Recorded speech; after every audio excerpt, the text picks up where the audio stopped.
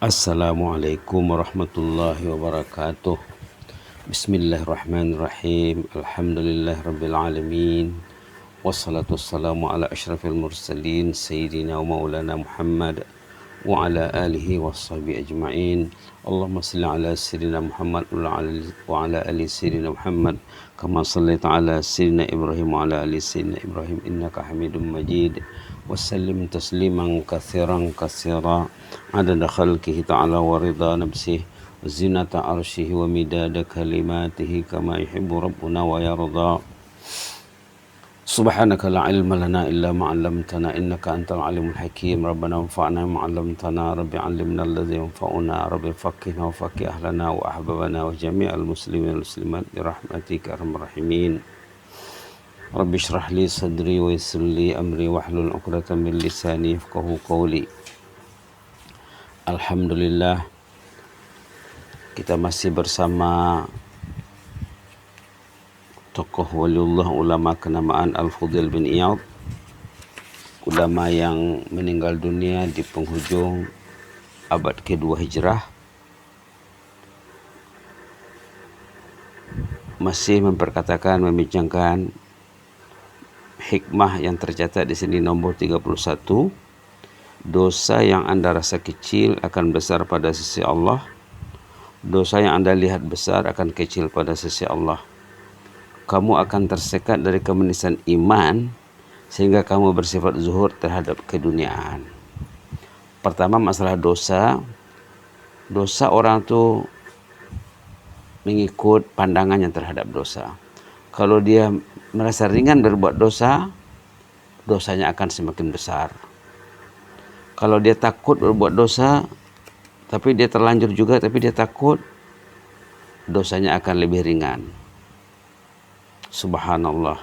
Sebelum ini sudah disebut bahwa dalam satu redaksi ada dikatakan orang mukmin melihat dosa seperti orang itu duduk di kaki gunung atau berada di kaki gunung, takut gunung tadi menghempapnya, menimpanya, rebah ataupun runtuh.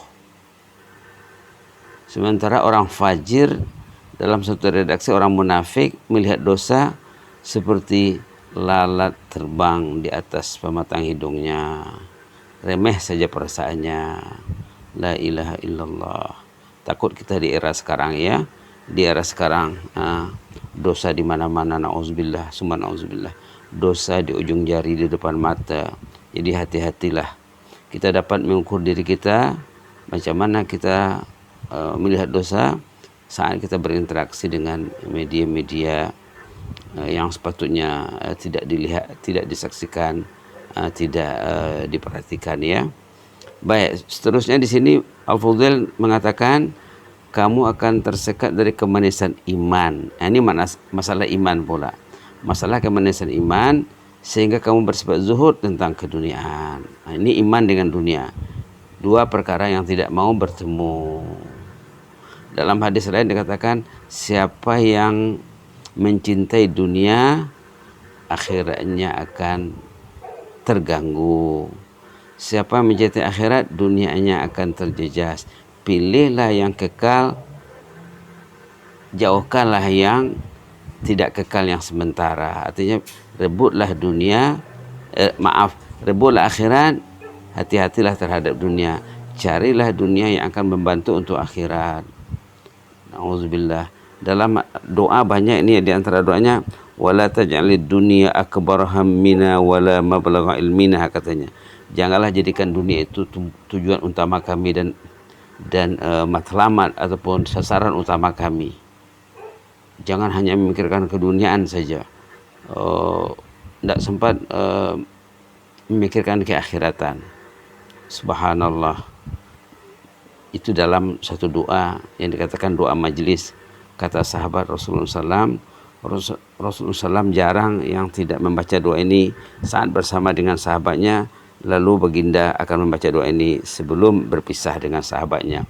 Allah maqsim lana min khasyatika ma tahulu bainana wa baina ma'asik wa min ta'atika ma tuballighuna bihi jannatak, sampai kepada doa yang dikatakan tadi wala taj'alid dunya akbar hammina wala mablagha ilmina.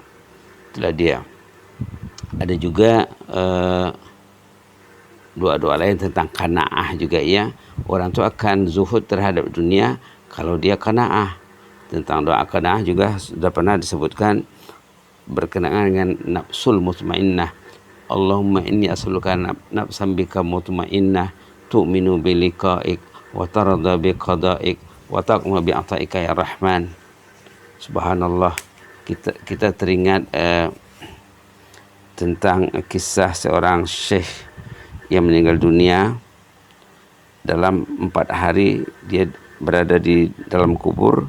Muridnya yang masih hidup bertemu dalam mimpi. Mereka sempat berkomunikasi, apa kabar Tuan Syekh, katanya di alam barzah sana, macam mana Allah melayan memperlakukan Tuan, katanya alhamdulillah Allah mengampunkan semua dosaku. Apa rahasianya? Antara lain dicakap, rahasianya Allah mengampunkan dosaku, memasukkan aku ke dalam jannah. Antara lain di antara kelebihannya ialah katanya sabar hidup serba kekurangan dulu di dunia. Karena orang itu bila serba cukup, kalau serba ada, apalagi kalau berlebihan ya, orang itu akan dirintangi. Dirintangi artinya orang itu tidak akan fokus, tidak akan konsentrasi untuk beribadat kepada Allah kalau dunia itu berlebihan. Na'udzubillah, summa na'udzubillah. Maka banyak dalam Quran peringatan tentang keduniaan ini. Dalam banyak surah ya, banyak disorot surah yang selalu kita sebut surah, contohnya surah Al-A'la, Sabbih isma rabbikal a'la. Di sana dikatakan apa? Bal tu'sirunal hayatad dunya wal akhiratu khairu wa abqa. Maksud ayat itu, ternyata kamu lebih berat kepada keduniaan, sedangkan akhirat kamu abaikan. Kamu lebih berat kepada keduniaan. Dunia itu sifatnya katanya sementara, dunia itu nilainya sedikit, tetapi kamu terintang dibuatnya.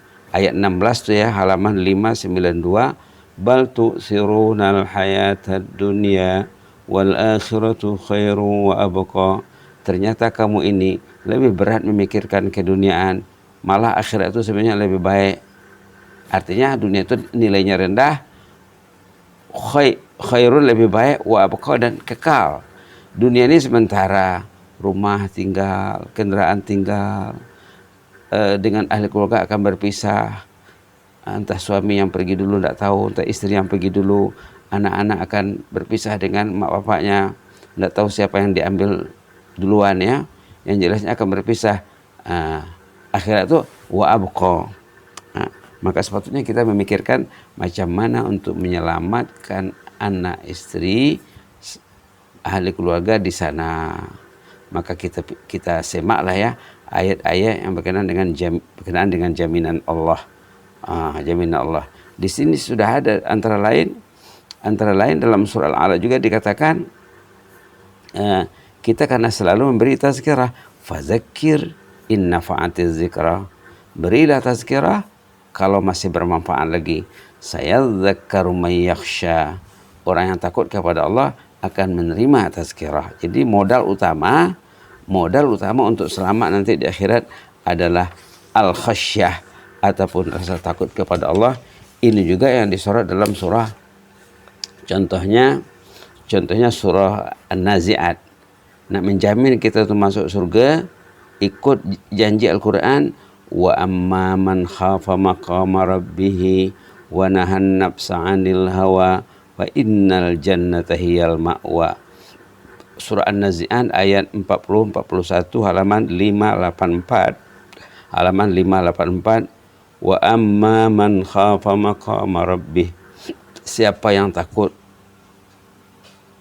terhadap makam kebesaran Allah, keagungan Allah, takut kita saat bertemu dengan Allah nanti, wa nahan nafsa 'anil hawa, lalu dia mengkontrol nafsunya, dia tidak membenturkan hawa nafsunya, patut bangun salat dia bangun, patut bangun tahajud dia bangun, patut dia tidur, dia sudah tidur, bukan patut tidur dia masih bangun, patut bangun dia masih tidur, itu tidak takut kepada Allah.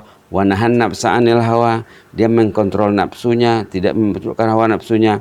Fa innal jannata hiyal ma'wa, orang itu akan mendapat jannah sebagai tempat kembalinya nanti, tempat tinggalnya di sana nanti. Ayat 41 surah An-Nazi'at. Mudah-mudahan Allah memudahkan kita ya. Banyak dalam surah-surah di juz amma perkara yang patut kita perhatikan. Mudah-mudahan Allah menolong kita berkat keikhlasan keyakinan kita kepada Allah.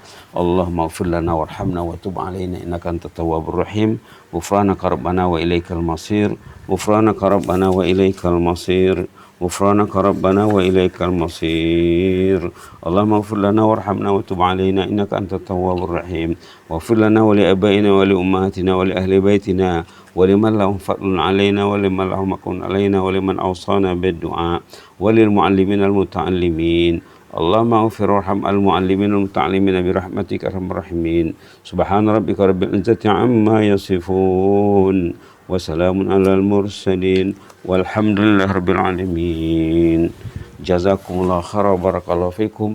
Inni uhibbukum fillah wa astaudi'ukumullah alladzi la tadhi'u indahu wada'i'uh. Wassalamualaikum warahmatullahi wabarakatuh.